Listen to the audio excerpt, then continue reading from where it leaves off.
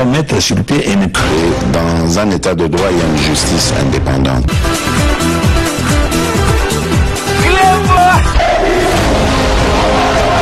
Ce n'est pas pour rien qu'il faut des conseils.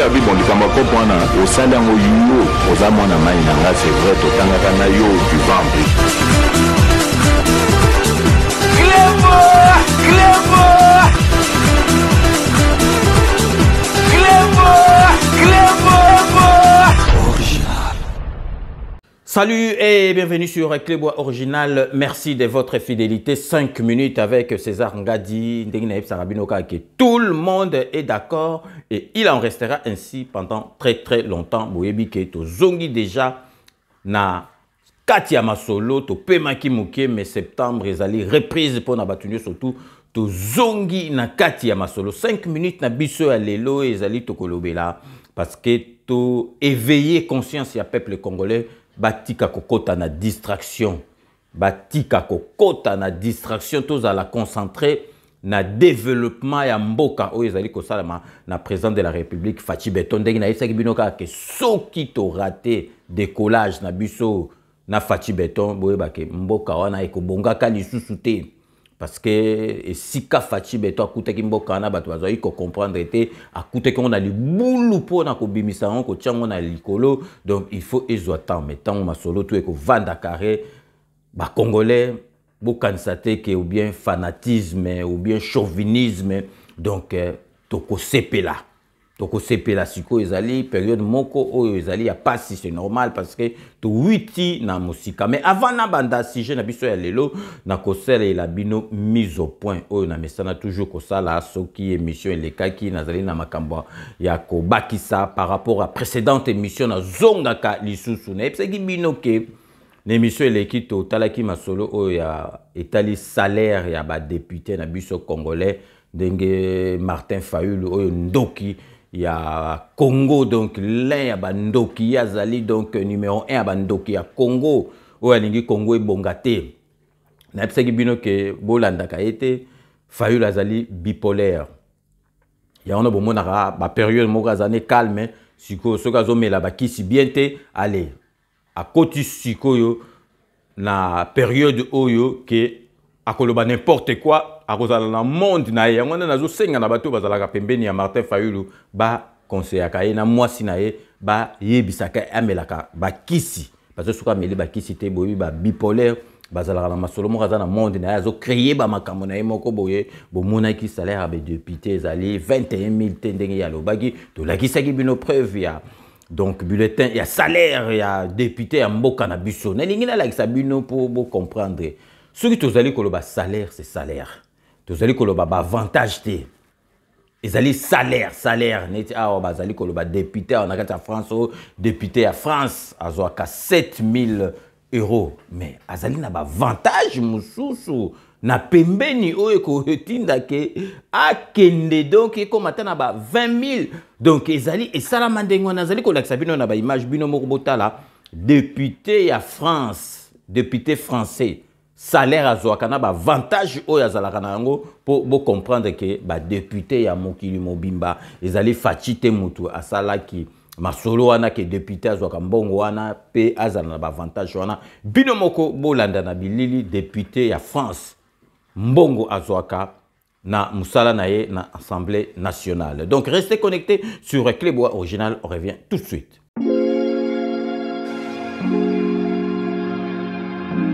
Bino moko boito landa donc na lakisi bino na bilili wana ezali ba image aya awa ya France bo moni ba avantage ba député bazala nango baza susu kutu na kati na batite baza susu na crédit moko ba pesera bango crédit moko boyo pourcentage donc 0%. Donc bazwaka yango ya ba montant minene ezali ba avantage. Donc ceux qui donc na kati ya mboka na biso député azo gagner mbongo oyo balobi ezali mbongo fayu la lobi te ezali tozolo ba salaire ceux qui député azana ba avantage mususu ezali président de la République Fachi Beton Mutu ati yango te ezali salamandengo wana ye ayeko kuta ndenge wana mais quand on parle du salaire ezali ba avantage te on na teli bino moko bomoni na bilili bomoni bino moko donc député français oyo aganiaka nakati ya musala na ye nakati ya parlement. Et puis dans l'ingina la sabine explication, il y a un dégonabiso moko journaliste azali kuna na côté ya ba katanga kuna donc bolanda explication apesi po na masolo kaka oyo ya salaire à lokuta oyo Martin Fayulu alingi ko distraire bato. Donc bino moko bolanda ndeko na biso apesi explication moko malamu yango na lingaki vraiment na partager yango na bino. Ce qui député na yo à décevoir et si ka yo vota parce que tu vota 500 t. La seule personne au biso nyonso to vota c'est Fachi. Mais chaque personne a voté un député na coin ya vie na Eskafandaka. Ba député Kolwezi a bazali. Moi na Kolwezi, ceux qui député na yo apesi yo kanda. La solution est simple. 2023, qu'on vote yété. Pourquoi on discute? De quoi on parle? Azora 21 000. Et c'est Péli Sibi sauté. Tout qui ça y a zong en parlement en 2023. Aussi simple que ça paraît. Au lieu de banda débat, to solo ka mboke bonga, to solo ka banzele tongama, to solo ka makam to somo na lwala bawa, et comme à Congo Mobimba. Vraiment, si on avait la possibilité de copier et de coller, to sala na informatique, copier et coller, on allait copier au Lualaba, on va coller au Sankuru, on va coller au Maïndombe, on va coller au Bazouel, d'où je viens il y a quelques semaines. Il n'y a pas de vie au Bazouel. Arrêtons cette distraction. 15 000, 16 000. Réduction. Les députés, Fayoulou est en train de construire son discours de campagne pour 2023. Il en a le droit. Je le lui reconnais. Fayoulou a le droit de critiquer le régime. Il a le droit de vous montrer à vous que vous avez eu tort de voter X et de ne pas voter Y. Il a le droit. C'est ça aussi la démocratie. Mais biso peuple, il faut savoir quelle est notre part de responsabilité dans ce que nous faisons. 21 000 epesi au Kanda. Ngape na siliki. Ngape. Nga na siliki. Ceux qui peneza à solo. Ngape na fâché. C'est quand même 21 000, hein? Qu'on se le dise, quoi. C'est quand même 21 000. Alors, ceux qui va député va décevoir. Toko ki pe ko bengana bango nyonso 500 en 2023. À une seule condition. Que la conscience de chacun de nous agisse. Pour ceux qui te bengani bangote. Bakokota bauti na mpiaka bakuti 21 000 mutu moko tia kolinge zonga na 15 azate mutu kolinge kita na 4 000 ndenge delice sanga zo proposer azate. Donc trêve de bavardage. 15 000, 16 000, 17 000, ça importe peu pour nous. Maintenant biso peuple le kolato sepelité ke bazwaka 21 000 baleki soda, baleki militaire, baleki magistrat, baleki médecin, baleki enseignant. Au bazar aux ça va na classe lundi à les 5. To décider, ngai na yo, to décider. Loba na sa motema, na ko voter yote. Loba, place oza. Décider ko? Député wana ya quartier na bino wana, tanga komoni na sa motema. Loba na ko voter yote. Comme ça en 2024, on aura une autre race de politique à l'Assemblée nationale. Mais ceux qui tozongi na bezaleli ya sardine, polo, basalaki pont, 5 mètres à câble pour courir pela. Les mêmes personnes qui ont 21 000 aujourd'hui vont revenir en 2023. Et c'est 5 ans. Donc, mon frère, quand tu rates de faire un bon choix lors d'une élection, tu es puni pendant 5 ans. Ceux qui en 2023, to bengani bango te na parlement. Toko subir bango ti 2028. On est bien d'accord, hein? Donc bino moko boito landa a solo li penza kitoko yango na vraiment na tenaki na la kisango bino moko bolanda. Donc botika distraction bokota na distraction te biso tout oyebi bato bazo zwa bango o ba mesana ko zwa bango ba misusu bazo sala na konte na epsaki bino ke Congolais mi komisaka amnésique na makasi mais tous ala concentrer na kati ya développement ya mboka na biso omoni baza sus na maloba ya koloba te parce que ba bandako loba donc élection ko zala te donc glissement Félix Antoine Tshisekedi azo sala tout à ça la glissement il boula IDPS bah ça là tout pour ma solo nezalate mais président de la République a eu la IDPS à cause ça la glissement si quoi bah mon niveau marqué élection 2023 ezali et ça la manaba délai moko constitutionnel si quoi ma solo ya koloba ezali le soute bazali sous na ma solo ya koloba te ba komi ko kota na masolo ya ba futilité masolo moko baliverne o ezangati na or il faut ko tala babiloko o ezali ko sala manamboka na biso tozala concentré na développement mboka na biso Félix Antoine Tshisekedi azali ko sala o pe tozali ko lakisa bino exemple pour bango bakolobela yango te pe bakosalelaka yango te mbala moko balakisa bino par exemple ba makamuni mususu ya koloba soki le lotolobi ke budget na biso bobi ke budget na biso donc ekokoma 15 milliards de dollars américains 15 milliards de dollars américains. Est-ce que vous avez dit que jamais budget na biso mbalatima et que na 15 milliards de dollars américains. Est-ce que bango bako ikoloba bakolobela yango te mais yango na biso tozali rapport na kolobela yango et puis bozalaka vraiment toujours connecté na Club Original na 5 minutes avec César Ngale pour vous avoir ba nouvelle à solo boyebi ke biso batebele ba lishijara biso jalelo oh tozala ba solo jalelo te bango sala bango pasi pour biso to bimisaka ba vérité to bimisaka makambo oyo ya solo oyo ke mboka na biso il faut ezala concentrer na masolo na zali ko laksa bino botala bino moko ba réalisation oyo ezo salama o ezali ke tokoki kolobelaka na mboka bomoni rentrée scolaire o bekole tonga marate tozali kolakisa bino moko botala ba réalisation o esalami na mboka na biso ces derniers temps na président na biso Fachi Beton donc président oyo pensa peuple congolais asepeli azala o azali kosala musala ezali komonana na miso ya batunyo surtout restez connectés sur Club Original, on revient tout de suite. Le président de la République, Félix Antoine Tshisekedi Tshilombo, vient de donner une réponse pragmatique à la problématique de la surpopulation scolaire provoquée par le programme de gratuité de l'enseignement de base. Un premier lot de 17 bâtiments peints en neuf, nouvellement érigés et disséminés dans différents coins de la ville de Kinshasa, sont prêts à accueillir des élèves dès la rentrée scolaire prévue le 5 septembre 2022 sur l'ensemble du territoire national. Ces bâtiments émanant de la première phase du projet de construction de 300 écoles préfabriquées en RDC, dont 50 seront destinées à la ville de Kinshasa. Initié par le président de la République, ce projet est exécuté par la société Zedcor SA avec une telle dextérité que les bâtiments déjà sortis des terres ne provoquent qu'admiration. Le projet consiste notamment à doter des écoles déjà existantes et identifiées par le ministère de l'Enseignement primaire, secondaire et technique EPSP des bâtiments neufs érigés conformément aux standards internationaux.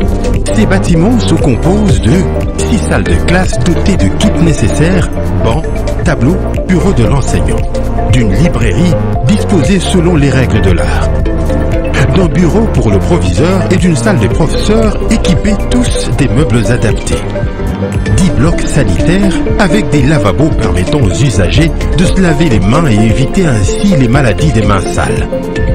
En outre, afin de permettre aux élèves et enseignants de travailler dans les meilleures conditions, en dépit de la chaleur de Kinshasa, Zedcor, en plus d'un système de ventilation et de climatisation aménagé, a utilisé une technologie particulière permettant non seulement d'annihiler les effets de la chaleur et de tous les bruits aériens, mais aussi de protéger le bâtiment contre l'incendie. Chacun des 17 édifices est également équipé d'une fosse septique ainsi que d'un raccordement d'eau et d'électricité. Telle est la composition des 17 bâtiments préfabriqués, marquant ainsi une fin réussie de la première phase du projet de construction des 300 écoles. L'Institut Lumumba Limité a eu droit à 2 bâtiments. Épée à Lumumba, épée des anges au sein de l'Institut Lumumba. Pareil que pour l'épée 1 et épée 2 révérend Mayou du Contrement Bélé, dans la commune de la Sélé. Épée Babouda, épée la gloire, épée 2 Sélé, épée 2 Kinkole, Kimbangis de Kinkole. Vraiment, c'est une fierté pour ce complexe qui date de 1954. Nous sommes très contents parce que l'État a jeté son dévolu au sein de ces complexes. Ces bâtiments vont nous aider vraiment parce qu'avoir l'intérêt de ces bâtiments, sur le plan psychologique, ça va jouer sur les enfants. Dès qu'un enfant accède à l'intérieur de ces bâtiments, il aura difficile à fuir l'école. Il aura difficile à abandonner. Le nouveau bâtiment ici a un grand impact sur la scolarisation des enfants de l'épée Babouda. Il y a une facilité de contrôler. Il n'y aura plus de vagabondage des élèves en dehors des cours. Avec cette occasion, ces élèves du degré élémentaire vont étudier les avant-midi et le matin quand il fait frais, les élèves ont une mémoire fraîche, ils vont bien apprendre et ils seront de très bons élèves. Et nous sommes vraiment très contents et heureux de pouvoir multiplier des efforts pour que nous puissions relever le niveau intellectuel de nos élèves et relever le niveau de l'école. Ma joie est grande, elle est vraiment débordante parce que vous voyez, les enfants qui vont venir étudier, non pas seulement avec des bancs et d'ailleurs les bâtiments, des inciviques qui ne vont plus les atteindre. Voilà encore une grande joie, étant donné que tous les enfants vont se trouver dans des locaux, et ces locaux, ce ne sont pas n'importe quels locaux que nous avons connus. Cela aussi a amené, nous a contribué efficacement à la discipline de nos écoles. Au moins un bâtiment préfabriqué a été monté par la société Z-Corp. Cette dernière, loin de vouloir dormir sur ses oreillers pour avoir réalisé avec succès la première phase de ce projet, va dans un avenir proche entamer les mêmes travaux dans le Kasaï. Ensuite, Z-Corp SA va se rendre dans d'autres coins de la République pour doter les écoles des bâtiments scolaires répondant aux standards internationaux. Et ce, une fois que les sites seront identifiés et communiqués à l'entrepreneur. Le gouverneur baya baza batonga bandako basa makambo gentil vraiment esengo ya osala eloko boye vraiment et je peux esengo mingi pona biso ba kinwa ngana botami awa na veni kana lelo tokomo mona keno nzela oyo bakomo réhabiliter ngo ekende ti na bakomi lwa babandala soki nzela oyo esili muto uta changu ole azwa lumumba triomphal abima bandala azimba mo boya gagner temps azimba mo boye direction kikwiti abimi yolo abimi ti bandala ti ba commune mosusu lelo tomona keno bakomi kotonga siko pont ya munene awa toza na avenue Kikwit tout précisément na croisement na Fayal Kikwit oyo ebandi kobanda deuxième porte ekei ti na elengesa misala ezosalama malamu tomoni tokanisaki ke mosala oyo ekosuka kaka mpona na deuxième porte ntango tomoni babandi kobetone ti kote oyo tomoni ke nono Gentili Nkubila aza déterminé mpona kochange mboka oyo na moto na sali déjà 2 ans mais awa naza arrivé na premier maire vu que nzela ngo ezalaki bien te yotanda obunda nango bongo maire na marque comme na français comme lelo vraiment eza vraiment ya félicité parce que nzela ezalaki vraiment mabe surtout awa ezalaki vraiment propre te ata moto moyen leki ezalaki vraiment te vraiment na kosenga merci na chef de l'état parce que depuis belge atika nzela oyo mobutu aki atiki nzela oyo tobulana bapotopoto so mbula ebeti bandako moye te ngobila mbaka papa fanda na oyo fierté na biso ezali baroute ezali ebele tosepeli vraiment nde bazofungola mombele c'est le Congo qui gagne.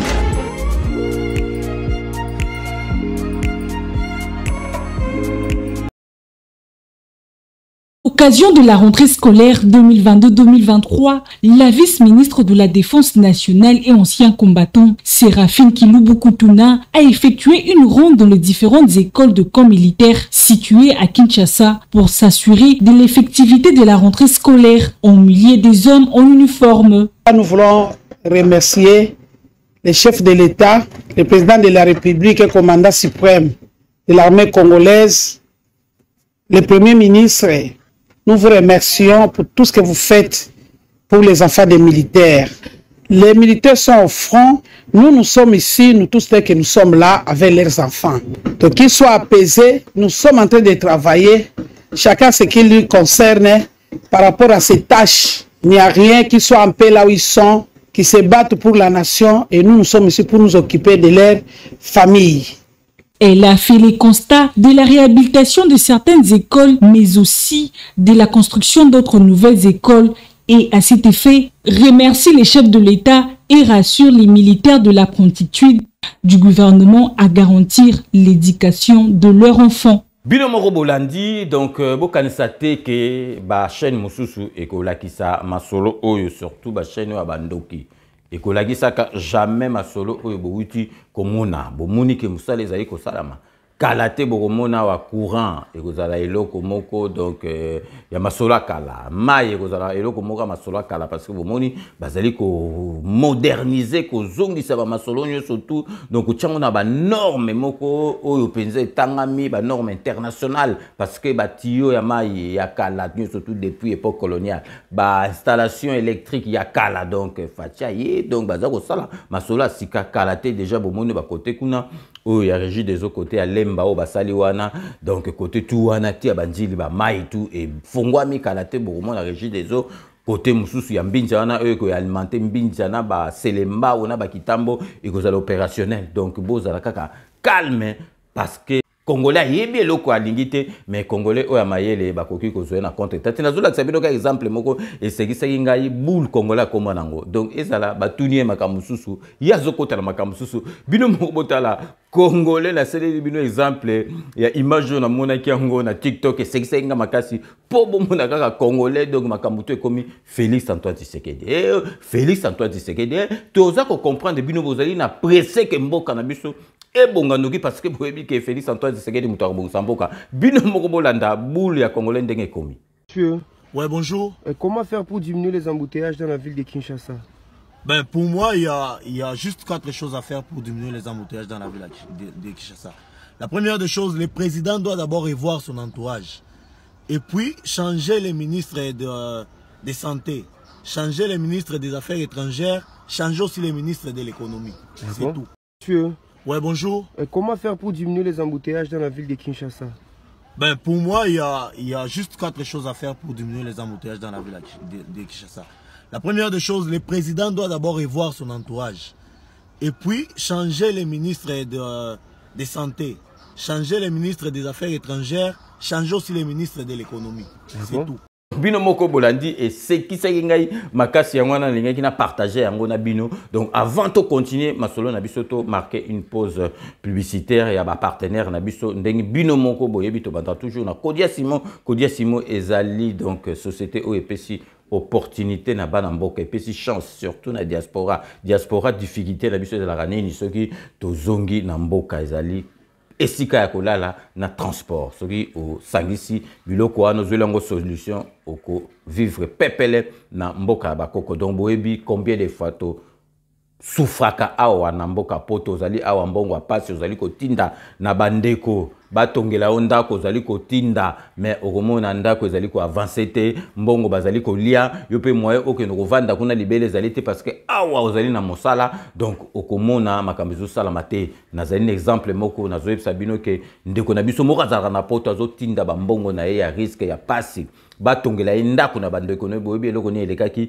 ndeko na ye azwi ndako atonga atia na kombo na ye ndeko na biso apoto azongi na ndaku avanda na kati ya ndaku na yazo ndaku na ya okutake kombo ya ndaku batia na ndeko na ye oyo bandoko tindela mbongo atia kombo ya ndaku na kombo na ye me ndeko na biso na poire récupérer ndaku na ezalaki pasi po botala kaka donc mitema mabe ya bandeko na biso bazalaka kuna na mboka na biso bango bakasa awa biso tolokotaka mboka siko Kodia Simon donc yo oye osombi mabele na yo vandi na yo Kodia Simon atongeli yo ndaku à crédit ce que peut na mbongo au fouti cash et puis au kozwa ba clé après crédit et commis ko futama donc eloko nini yoko sala o vani na okala parce que bazo tongela onda kuna Kodia Simon ozwa kaka ba clé après yo moko okoti na ndako crédit commis ko sala donc wana ezali Kodia Simon awa na kati ya poto boyebi ke awa surtout na kati ya Paris passe ezali pona kozwa bandako me boyebi ke kitenga appartement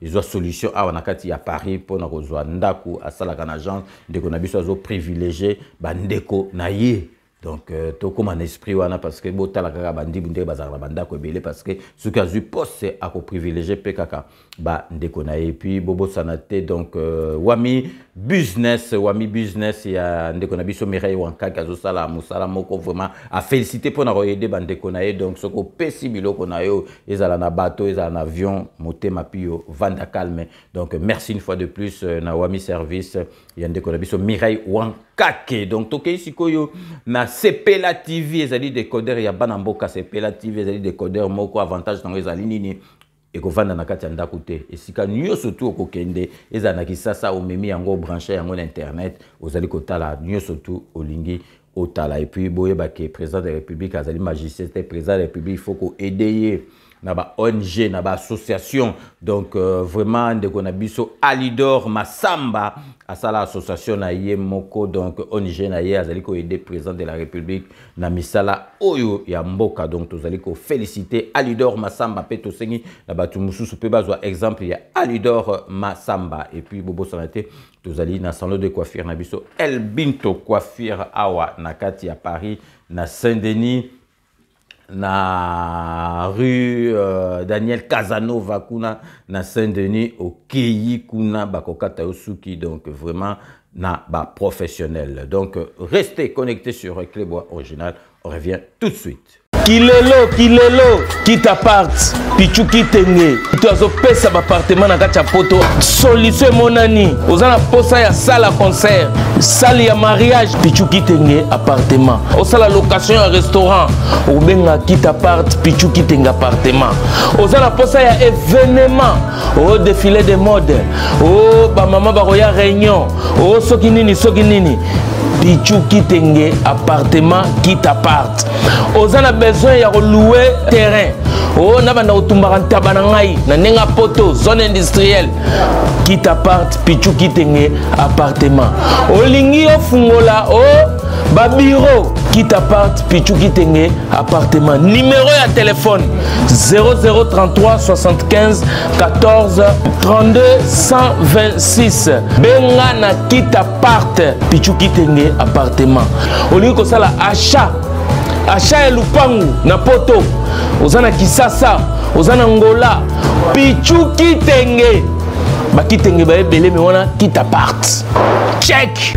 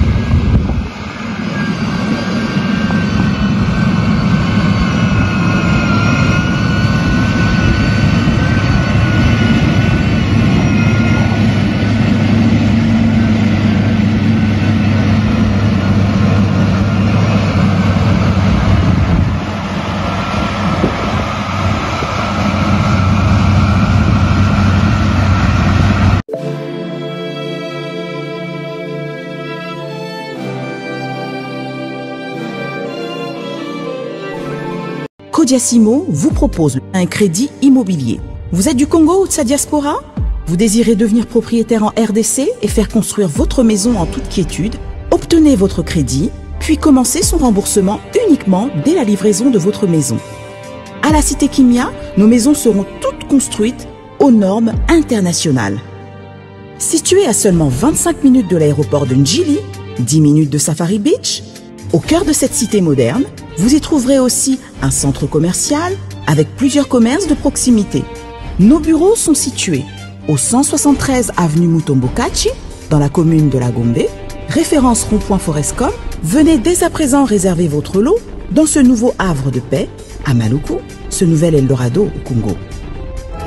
Codiasimo, la meilleure adresse pour construire la vôtre. Sepela TV ezali décodeur ya Banamboka. Sepela TV différence nango ezali na ba décodeur mususu o tozalaka nango na kati ya ndaku. Sepela TV botala nango ezaka mukie. Eza mukie olingi ko voyager ozu yango o voyager nango. Parce que ba décodeur o biso tozalaka nango evandika na ndaku mais Sepela TV déjà za mukie botala ozu au collection au na poche et na poche à veste au voyager au memi yango partout dans le monde ici kazo kende. Donc ozaga na besoin ya câble HDMI, courant na internet. Internet est comme partout, courant est partout. Donc ils en a plus de 500 chaînes yo surtout ya kitoko. Bilengi ba choix ya congolais kaka mutaoye bango. Donc congolais kaka mutaye bango. Congolais kaka mutaoye ba elengi nini yo kaka. Donc congolais kaka mutaye bango. Donc c'est relative ça ya banamboka. Bozwa abonnement nango okozwa ngo ya ne mobimba okozwa ngo pe par mois. Au bengi bango na ba numéro na bango bozali komona. Donc Sepela TV ezali décodeur ya yo ya ngai. Donc ezali ya bétranger te ezali ya banamboka. Avec Sepela TV, tout le monde est d'accord et il en restera ainsi pendant très longtemps. Bienvenue dans le monde de Sepela TV. Sepela TV est le décodeur qui vous permet de suivre les chaînes du Congo en direct de la diaspora. Le Congo, c'est aussi 80 millions de terres arables en majorité non exploitées. Une population estimée à 100 millions d'habitants, majoritairement jeunes. En dépit de toute cette potentialité, notre nation demeure sur des béquilles. Elle mérite une assistance à la hauteur de ses besoins. Une organisation sociale qui soit la solution humanitaire aux problèmes qui touchent le Congo et son peuple. C'est pourquoi nous vous apportons la Fondation Alidor Massamba, qui vise à promouvoir le bien-être de la population congolaise à travers des actions sociales et humanitaires. La Fondation Alidor Massamba se résume en 5 piliers. 1. Promouvoir la nouvelle citoyenneté et le changement des mentalités pour faire du Congolais le premier investisseur et protecteur de son pays. 2.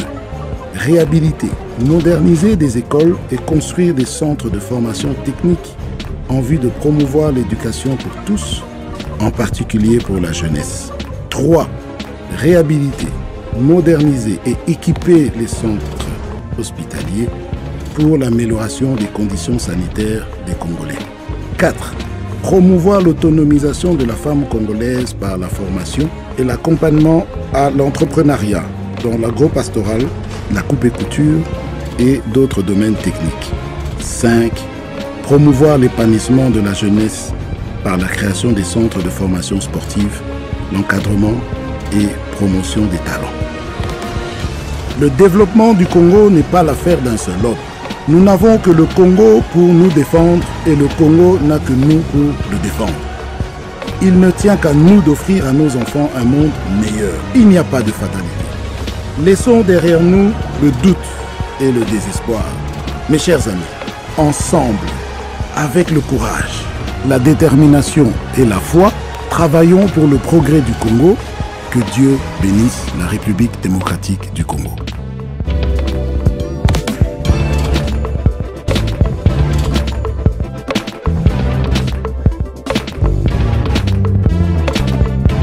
Elbito Coiffure, toujours, ça marche comme ça là, avec l'expédition là, toujours.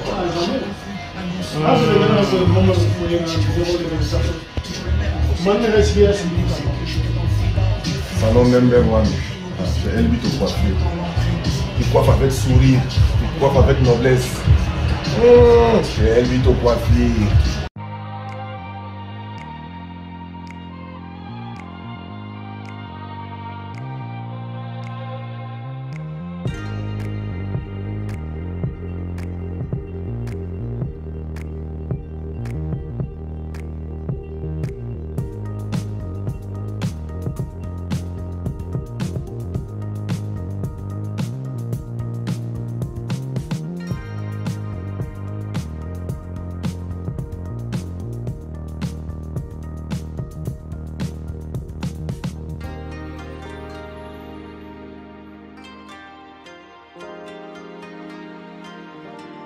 De retour sur le plateau, Boebi qui est Tozali, Nakati, il y a 5 minutes avec César Ngadi, tout le monde est d'accord, Bolandi, ma partenaire Nabiso, merci, ma partenaire Nabiso Nabino, donc Pesa Bango confiance, donc Tozongi, Nakati, il y a plateau, parce que si j'ai Nabiso, il y a le lot Tozo Senga Nabino qui est distraction et zalaté, parce que Bomoni, donc dernièrement, président de la République ce week-end, akendaki bref séjour moko avant kende na Hollande ko participer na masolo oyo etali climat ya mokili mobimba. Donc azalaki na bref séjour moko na week-end assistaki na mariage ya petit neveu na ye abalaki azali mutuneti batunyo surtout président de la République déjà. Donc azali a changé te bato ba yebi président de la République a changé te azalaki atakala. Donc avant comme président de la République sokozwe matanga akoya avandisio. Donc boboto pe ake participation a pesi ceux qui paient likambu. Donc azo continuer ndenge azali ko sala. Et puis, président de la République a kendara masolonyo surtout, mais azali mutu, azali na mwasi, azali na bana, azali na bandeko. Donc, azali yemo kote na famille, ceux qui siko ndeko na ya Bali, ou bien moi na ndeko na ya Bali, azana doa ko kendete, mais Congolais biloko nyo surtout, et comment na yango kaka. Donc, comment na yango kaka. Donc, koti sa polémique na kati. Boye ba ke président de la République azali neti yo, azali neti ngai. Est-ce que yo za wana okendara ba fetite? Ozali wana okendara matanga te? Ozali wana obimakana mwana na yote, obimakana koko na yote. Donc, botika ba makambo oyo ezanga tina oyo ezali kutu ya kolanda kate bino moko bomoni na ba image na tselagi bino bozomona président de la République. Donc, aye mariage ya petit neveu na ye. Donc, na Belgique, ezali eloko moko mutunyo surtout azali na droit président de la République. Bon, Monique aza présent, donc il faut qu'on ait la peine niveau de sécurité. Ce qui va moni makamyo surtout on ezali réunis. Et loko nini kosanga po akende na mariage ou bien na baptême ou bien na matanga bomona ka président à chaque fois na ba matanga parce que mesana na yango. Donc tokopesa bino par exemple président des États-Unis donc Obama akenda kotala donc membre à famille na ye. Ou ya bando kosala stage na McDonald's ake kotala donc ndeko na ye azosala stage na McDonald's. Président des États-Unis ezaki na problème. Mobutu na mboka na biso Mobutu akenda kotala niwa na internat na Belgique. Azali président de la République. Et puis ça qui nini azali na droit kotala parce que azali pe na obligation moko familiale oyo kotinda eke azali président mais azali na bandeko na ye ba mona kaye présenté bandeko na ye bana na ye mwasi na ye ba komo na ye donc Félix Antoine Tshisekedi. Donc to tika kokota na makambo oyo ezanga tina oyo ke ezali vraiment na tina te ke tokoki kolandela yango. Donc vraiment ba Congolais bozala vraiment concentré, bozala vraiment donc focalisé na développement mboka oyo to lakisi bino ndenge ezali ko sala mayango nde ezali masolo vraiment ya ko beta. Donc to komi ko kene presque à la fin émission na biso parce que le ezali ka to beta c'était na makambo oyo ya ko tika Congolais kota na distraction te parce que to yebisi bino opposition ou soit des oppositions baza na makambo ko lobate. Donc makambo ngo lobela élection glissement ko salama élection ko salama te tango ba moni ke 2023 penza élection ezali to yebisi pe ngo pe to pese ba ngo conseil bazala déjà ko se préparer pour une élection. Parce qu'après l'élection, il commence à camper. Pour l'élection, il y a Salama, c'est ni à Salama élection, mais au 2023, il y a Salama, Nandeng Moko na Salama, donc au pour la pension Nandenga propre, donc au pour la preuve tout, sur le gola qui s'abat, qui s'ayango, donc botika koko sabatu, na distraction, na lingi, na la qui sabino, donc image mo repetambo na net, donc bota la Ndenga Epsabino président de la République, il faut qu'on aide payer.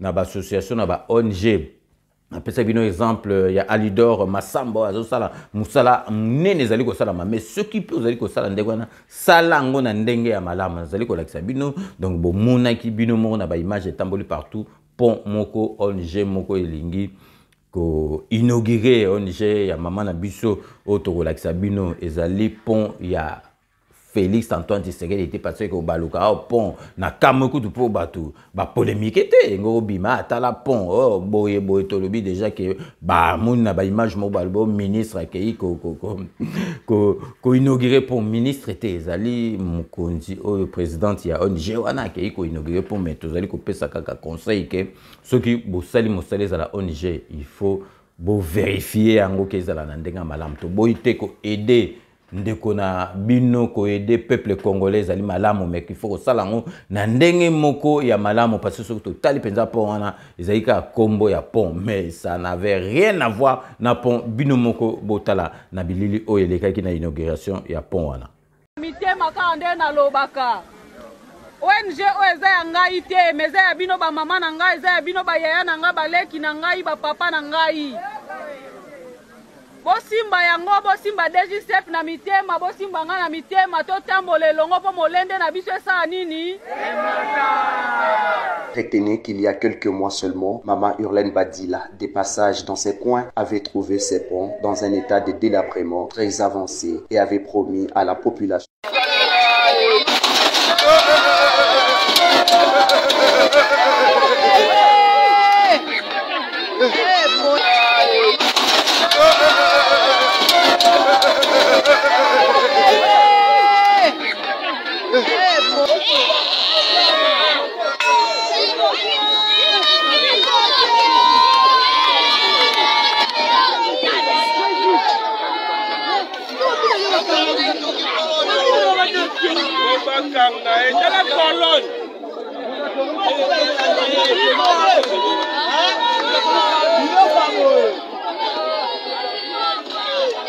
Bino mo boto la ndezali kutu makambo sekate zali pasina ma ona motema komona makambo boye salami bien to moni vraiment que bato bazali ko na ba welina mama na biso wana pona ko bikisa ye ko longole ne sika wana pasi metopesi vraiment.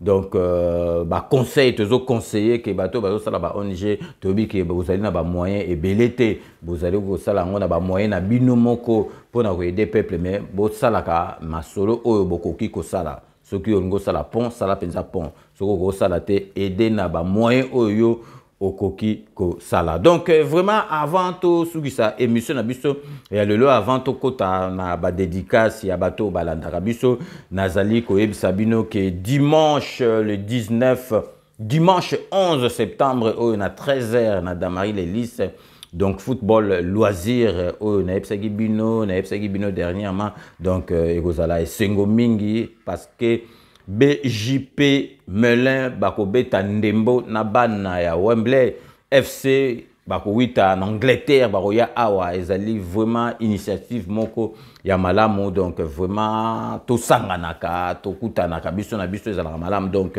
ezali vraiment organisation moko ya malamu o pe to yebi ke waje lourd waje azali na kati donc na RNP donc Balox donc akozala pe na biso awa Igor Balox akoya pe na kati ya masolo oyo waje lourd bazali ko beta ndembo donc BJP Melun ako beta ndembo na bana Wembley donc FC bako wita en Angleterre ba ko beta le 11 dimanche le 11 à partir à 13h donc ezali initiative moko malamu.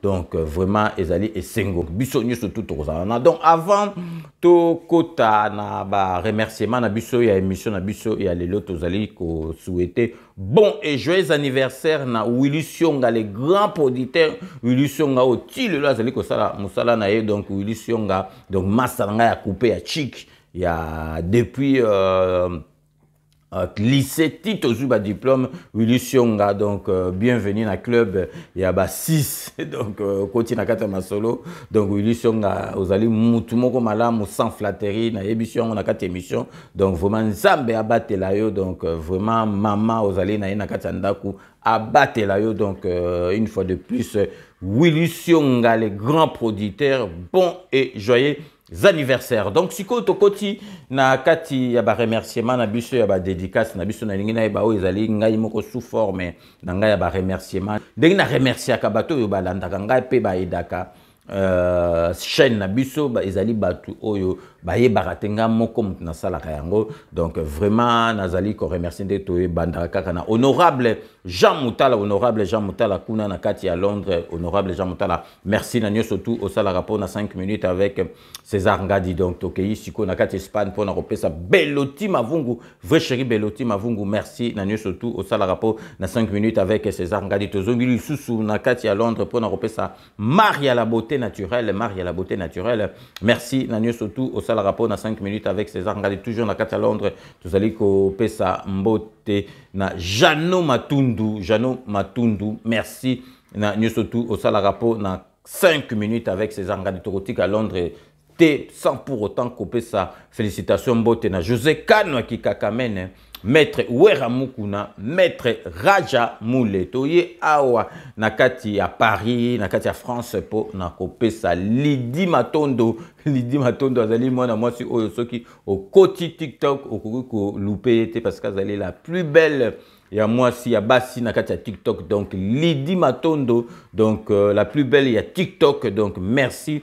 Na surtout au Salakapo na 5 minutes avec César Ngadi petite sœur propre Lydie Matondo. Donc tout siko kaka tout tigali na kati appareil pour na repesa petite nanga Olivier Bila o bato ebele ba ebiye kaka na kota ndule na kota kofi mais boye ba ke Olivier Bila azali mutu moko alingi mboka zalaka na souci ya mboka makasi pe amakaka ko louper 5 minutes avec César Ngadi te à partageaka donc petit frère propre Olivier Bila, merci. Nani surtout au Salarapo, na 5 minutes avec César Ngadi Tokei na Katia Kisasa pour na repesa mbote na petit frère propre Guilhem Massa, merci. Nani surtout au Salarapo na 5 minutes avec César Ngadi Tozongi awa na Katia Paris pour na repesa Dieu Kumbi Massa nanga coupé Dieu Kumbi. Merci. Nani surtout au Salarapo na 5 minutes avec César Ngadi Torobo Santé et JD Defer. Merci. Nani surtout au Salarapo na 5 minutes avec César Ngadi Tokei na États-Unis d'Amérique pour na repesa mbote na Richard Mbuluku, merci. Nani surtout au sale rapport na 5 minutes avec César Ngadi Tokei na kati ya Canada pour na repesa Bonaventure au Chudi, merci. Nani surtout au sale rapport na 5 minutes avec César Ngadi Tokei na kati ya Lola na Belgique pour na repesa petite sœur propre Poutou de Yalola, merci. Nani surtout au sale rapport na 5 minutes avec César Ngadi toujours na kati ya Belgique tozali kopesa mbote na Dekos Mukoko, merci. Nani surtout au sale rapport na 5 minutes avec César Ngadi Dekos Mukoko tokopesa pe mbote na Jean-Paul Matadi, merci.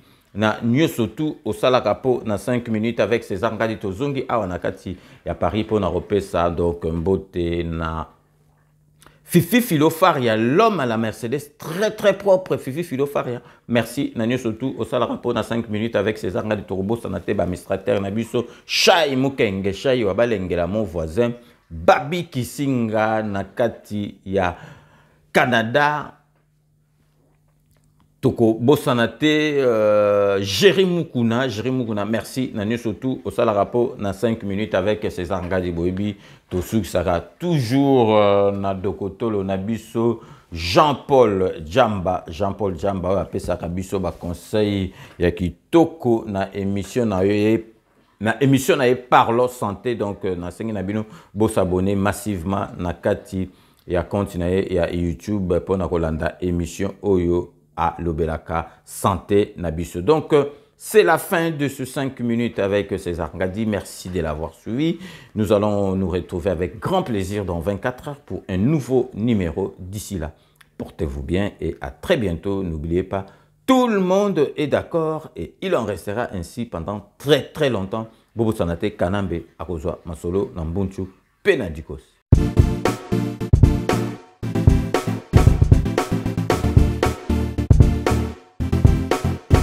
On doit mettre sur pied et mettre dans un état de droit et une justice indépendante.